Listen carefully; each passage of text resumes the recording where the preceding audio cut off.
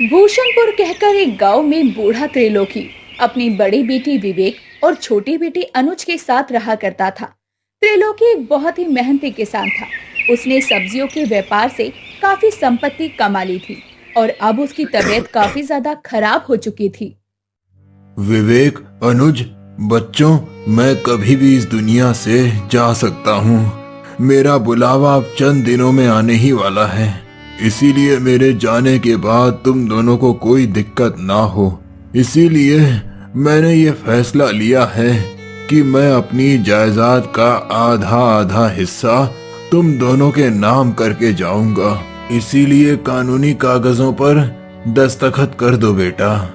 बाबूजी, आप ये सब छोड़िए, आप कहीं नहीं जाओगे। आपको और जीना है, हमारे लिए, हमारी खातिर। हाँ बाबूजी, ऐसा मत कहिए। हम आपके बिना कैसे जिएंगे? बचपन में माँ के जाने के बाद आप ही ने हमें संभाला है। आप ही हमारी माँ बने और पिता भी। हमें छोड़कर मत जाइए बाबूजी। नहीं अनुज और विवेक, मुझे जाना होगा। मैं बहुत बीमार हूँ और अभी नहीं तो एक ना एक दिन तो सबको ही जाना है। इसीलिए मुझे जाने दो बच्चों, मुझे जाने दो। खुशी खुशी अपने बाबूजी को विदा करो तुम दोनों। विवेक, अनुज, तुम दोनों में मैं बांट देता हूँ अपनी जायदाद। नहीं बाबूजी, ऐसा मत कीजिए। विवेक भैया और मैं अलग थोड़ी हैं। हम दोनों तो एक दूसरे की जान हैं। इसीलिए आप सारी की सारी जायदाद उन्हीं के नाम कर दीजिए। लेकिन अनुज। नहीं विवेक भैया, मैं जो कह रहा हूँ सही कह रहा हूँ।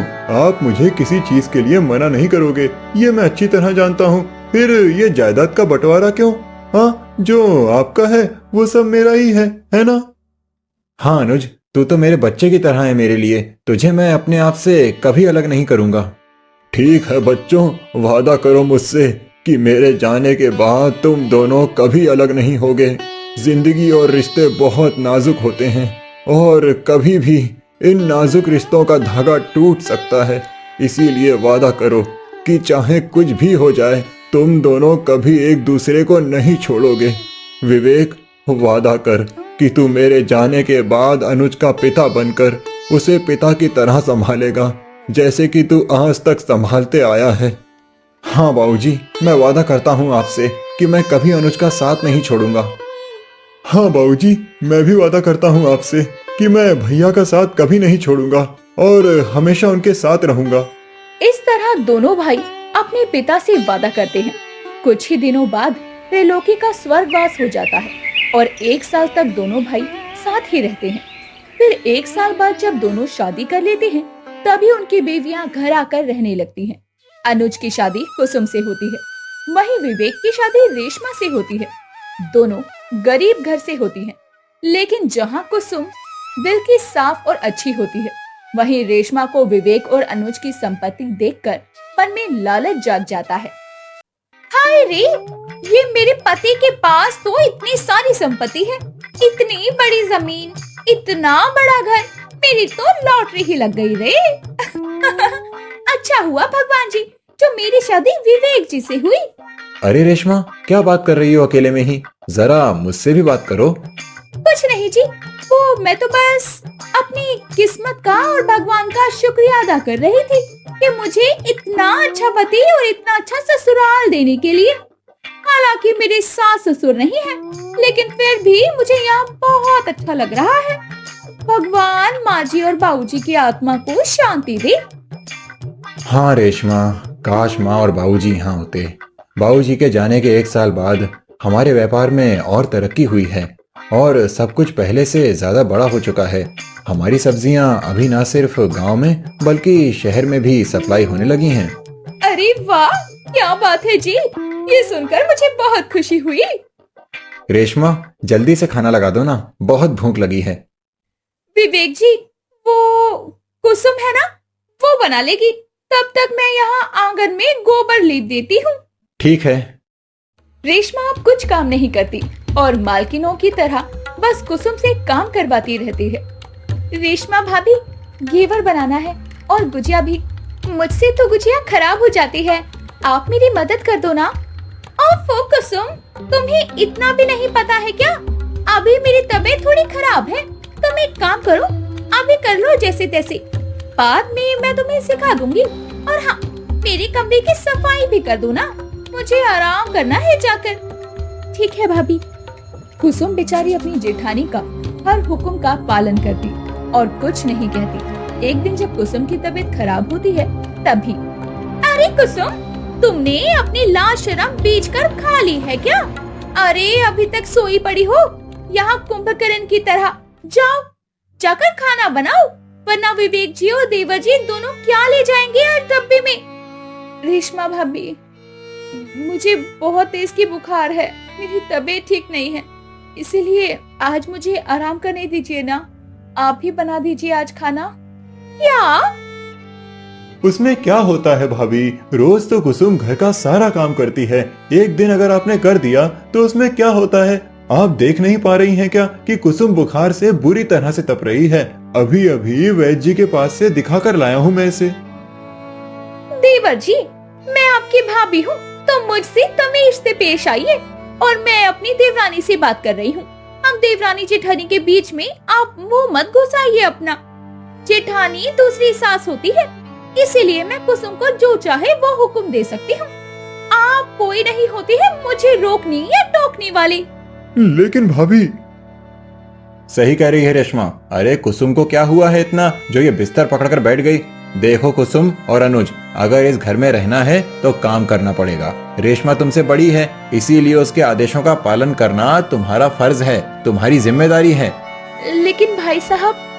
अब मुझे इस विषय पर कोई बहस नहीं चाहिए। चलो काम पर लगो। और आज मुझे पुदीना की चटनी भी खानी है और बचे हुए आटे का हलवा भी बना दो।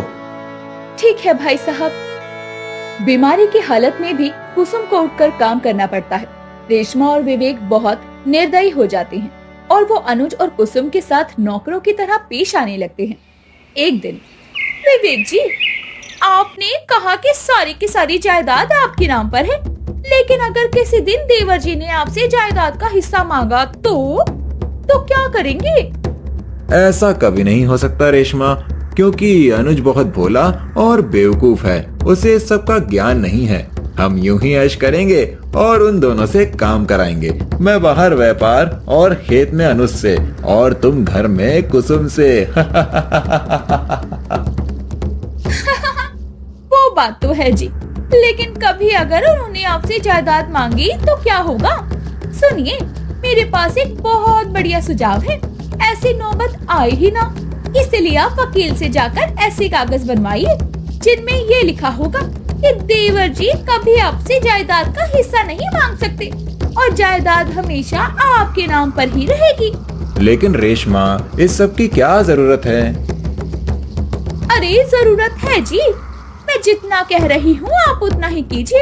एक बार वो कागज बन गए, उसके बाद आप चालाकी से देवर जी से उन कागजों पर दस्तखत करवा लीजिए। और वो तो आपसे इतना प्यार करते हैं तो एक नजर भी फेरेंगे नहीं उन कागजों पर। अच्छा ठीक है बाबा, मैं परसों ही वकील के पास जाऊंगा। ये हुई ना बात। रेशमा और विवेक दोनों की बातें अनुज कमरे के बाहर से सुन लेता है और ये सब सुनकर उसे काफी हैरानी होती है, मानो उसके पैरों तले जमीन ही खिसक जाती है। विवेक भैया मेरे साथ ऐसा कैसे कर सकते हैं? ये मैं कभी सोच नहीं सकता था। ये आपने बहुत गलत किया भैया। आज तक आपसे प्यार करता था, इसीलिए मैंने कुछ नहीं मांगा, लेकिन अब बंटवारा होकर रहेगा और होकर ही रहेगा, क्योंकि अब मैं अपना हक नहीं छोड़ूंगा। आपको आपके ही बुने हुए जाल में फंसाकर अपना हिस्सा लूंगा मैं। परसों विवेक वकील के पास पहुँचे उससे पहले ही अनुज वकील के पास पहुंचकर उसे ढेरों पैसे देते हुए कहता है, मैं जानता हूँ कि ये पैसे देकर मैं बहुत गलत काम कर रहा हूँ, लेकिन तुम ये पैसे रखो और मैं जो कह रहा हूँ वही करो। कल भैया यहाँ तुम्हारे पास आकर ऐसे कागज बनवाने वाले हैं जिसमें ये लिखा रहेगा कि मैं उनसे कभी कोई हिस्सा नहीं मांग पाऊंगा, लेकिन तुम वैसे कागज मत बनाना। उसके बदले में तुम उस कागज में ये लिखना कि जायदाद का आधा हिस्सा अनुज यानी मेरे नाम होगा। क्या विवेक तुम्हें इतना बड़ा धोखा कैसे दे सकता है? ये मैं कभी सोच भी नहीं सकता था। अनुज, तुम चिंता मत करो और तुम्हें मुझे ये पैसे देने की भी कोई जरूरत नहीं है। मैं कागज बनाऊंगा क्योंकि मैं जानता हूँ कि तुम सही हो और विवेक गलत। आपका बहुत बहुत धन्यवाद वकील साहब। वकील वो कागज बनाता है और विवेक उन्हें बिना पढ़े ही अनुज से साइन करवाता है। अनुज, ये कुछ कागजात हैं। एक कंपनी में सब्जियां भेजनी है ना, उसके सप्लाई का कांटेक्ट है। मैंने दस्तखत कर दिए हैं, बस तू भी कर दे। ठीक है भैया। अनुज उन कागजों पर साइन करता है और अगले दिन वो और कुसुम अपना सारा सामान पैक करके वहाँ से जाने लगते हैं। ये देखकर रेशमा और विवेक भौचक्का रह जाते हैं। कहाँ जा रहे हो तुम दोनों?